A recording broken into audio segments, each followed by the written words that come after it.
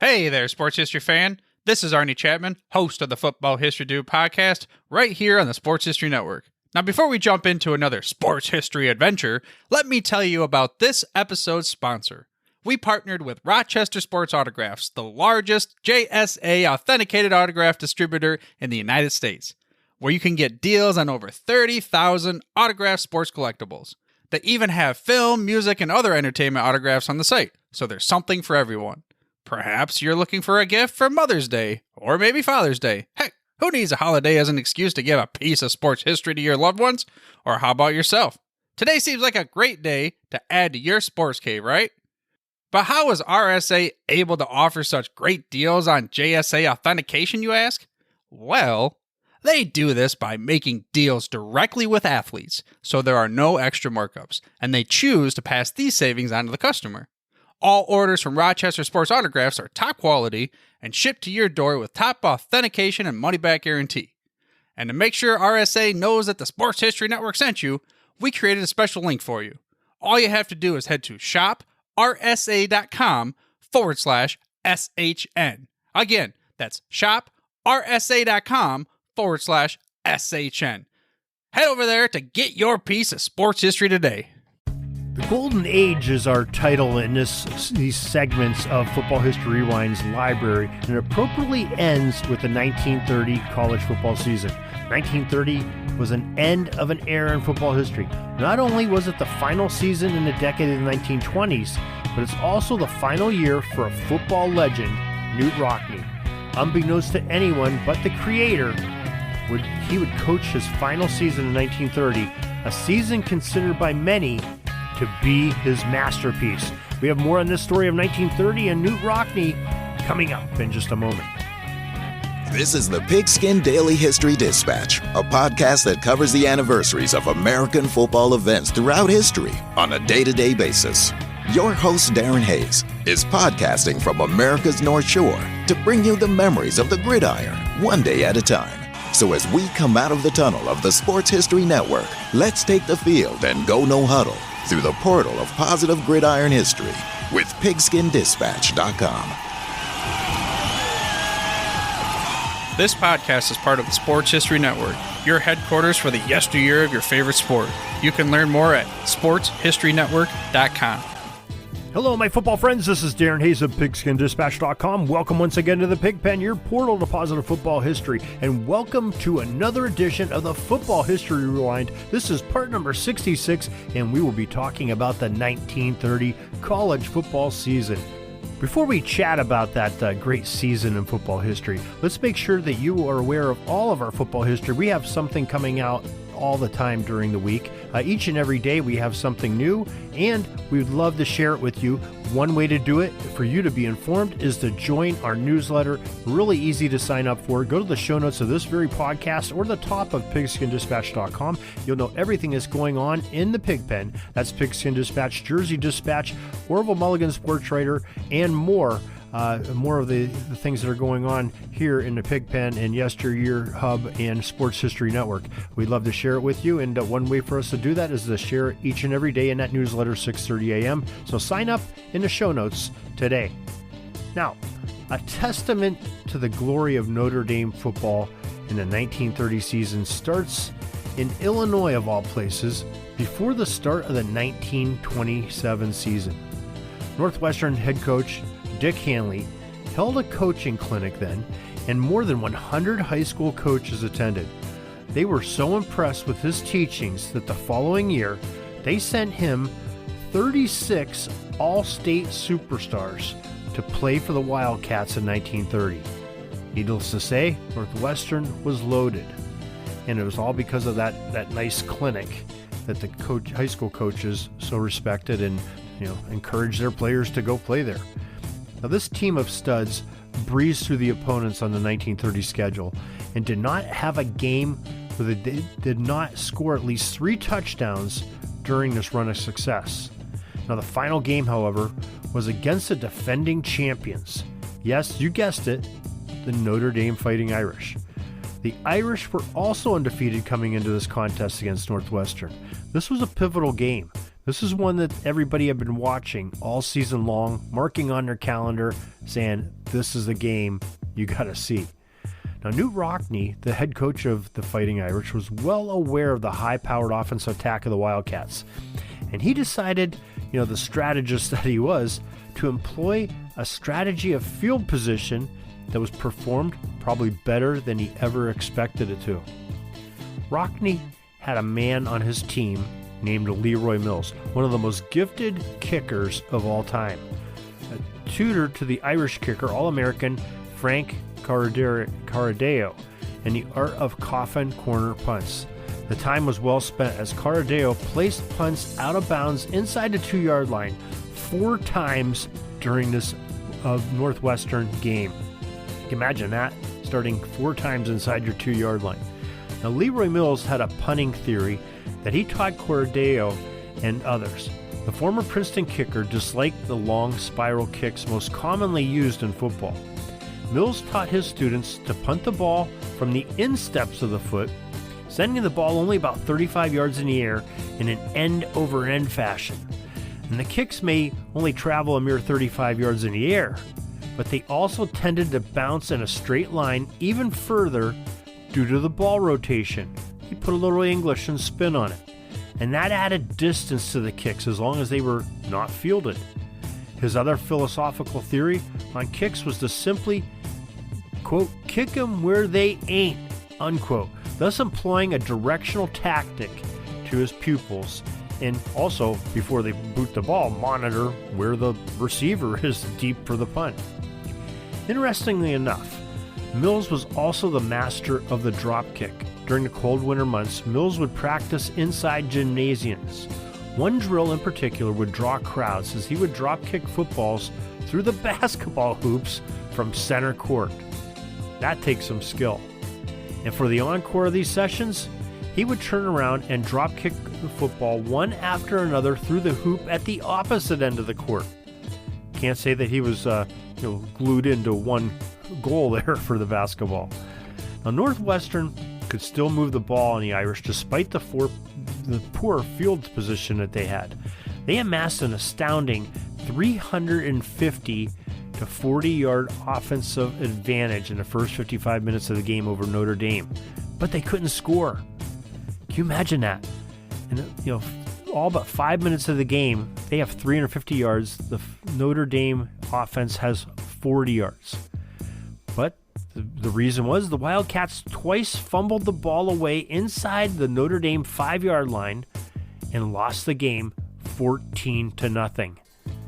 Wow.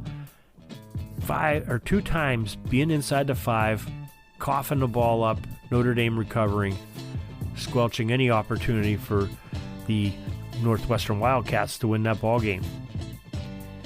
Well, this sort of has a happy and sad ending to it.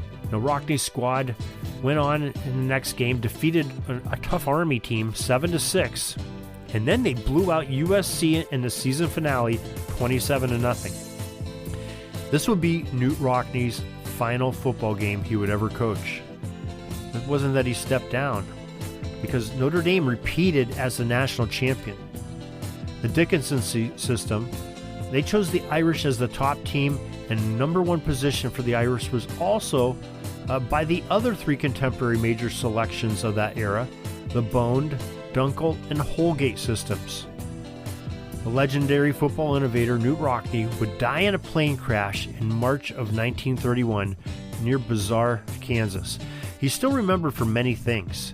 His impeccable record, 105 wins, 12 losses, 5 ties, which is an 881 win percentage over that time in his career at the helm of Notre Dame. His speeches, his innovations of the wide open offense and a platoon system of mass substitutions. He's also responsible for spreading offensive tackles out further to get a better angle on defensive ends. He was a person who cared about the game of football, winning, and most of all, he cared about his players. He lived by a creed that was inspired by his favorite poetic prayer. And it goes something like this: Lord, in the battle that goes on through life, I ask but a field that is fair, a chance to be equal with all the strife, the courage to strive and to dare. And if I should win, let this be my code, my courage and honor held high. But if I should lose, let me stand by the road and cheer as the winners go by. Pretty sound advice, and you can see why that was a favorite of Knute Rockne, and he lived that way, and his teams played that way. Now, there was a postseason Rose Bowl matchup, Notre Dame's number 1, and it featured 2 unbeaten teams, the 9-0 records of Washington State and Alabama. They were ranked number 2 and 3 respectively going into that Rose Bowl game. We have some great coverage on it on our Rose Bowl section of Football History Rewind. We have a link to it in the accompanying article that goes with this podcast. You can find it in the show notes for the link to it. And it'll link you to that Rose Bowl game in 1931. And Alabama won the Pasadena contest 24-0, but we have more details in our chat that we on our Rose Bowl coverage.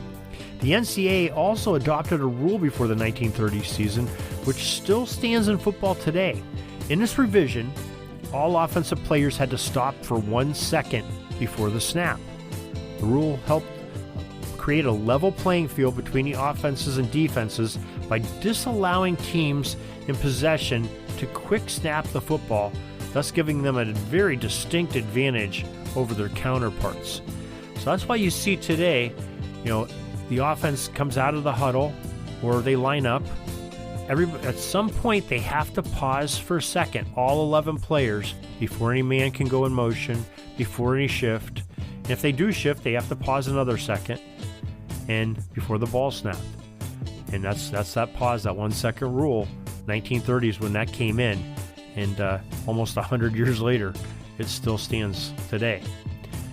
So in conclusion, the season was beautiful and tragic at the same time in retrospect. Rockne was a maestro in full control of the music of the game of football in the 1920s. He was at his peak as a coach, leading the Irish to the consecutive national titles as the decade of the Roaring Twenties ended. The Great Depression, the passing of Coach Rockne, and the change in football's wind made the season the end of the golden age of football, as it's known, and ushered in a whole new era for the game in that 1931 college season. Now, we're going to get to that in a couple weeks, a couple Football History Rewinds from now. In between, next week, we are going to talk about the 1930 professional football season as Football History Rewind continues with part number 67. So stay tuned for that. And make sure you subscribe to this podcast, subscribe to that newsletter. You'll know right when it comes out. Special thanks to a book called Football, A College History by the author Perrin, newspapers.com and retroseasons.com for the information and the inspiration that keeps us going. And most of all, we want to thank you for listening and enjoying this history. If you have any feedback to send us, we'd sure love to have it. You can send it to pigskindispatch@gmail.com. And like I said, till next time, everybody, have a great Gridiron Day. Peeking up at the clock, the time's running down. We're going to go into victory formation, take a knee, and let this baby run out. Thanks for joining us. We'll see you back tomorrow for the next podcast. We invite you to check out our website, pigskindispatch.com, not only to see the daily football history, but to experience positive football with our many articles on the good people of the game, as well as our own football comic strip, Cleat Marks Comics. Pigskindispatch.com is also on social media outlets, Facebook, Twitter, Instagram, and don't forget the Pigskin Dispatch YouTube channel to get all of your positive football news and history. A special thanks to the talents of Mike and Jean Monroe, as well as Jason Neff for letting us use their music during our podcast. This podcast is part of the Sports History Network, your headquarters for the yesteryear of your favorite sport. You can learn more at sportshistorynetwork.com. Hey there, sports history fan. This is Arnie Chapman, a.k.a. the Football History Dude, and I hope that you enjoyed this recent episode presented by the Sports History Network and were able to learn some good old-fashioned sports history knowledge nuggets. I started the Sports History Network back in 2020 with the mission to help podcasters find a community of like-minded sports history nerds, as well as helping aspiring podcasters to start their own shows. We have a little bit over 30 shows on the network right now covering all sorts of sports history, but as far as I'm concerned, we're just at the toothpick in the ocean moment, that can't even figure it out because there's so much more coming. We wanted to create the ultimate headquarters for sports yesteryear, starting with Podcast Network and our website, but we're going to continue to move into other mediums as well. And here's the cool part, because we want you to be part of our team. So if you're interested in starting your own podcast, or maybe being a guest on one of our shows, or who knows, maybe even writing an article for us over on the website, seriously, all you got to do is reach out to us on the contact page over at sportshistorynetwork.com. You can be as technologically savvy as a Neanderthal tapping on a stone trying to figure out this whole hieroglyphics thing back in the day. Again, it doesn't matter, because even if you don't understand the whole podcast space, we have a production team that can pretty much help you out with doing everything. All you got to do, head over to sportshistorynetwork.com, head to the contact page, fill it out. That message goes right to me, and I'll reach out to you as soon as I can. But for now, dude, I'm through if you're through.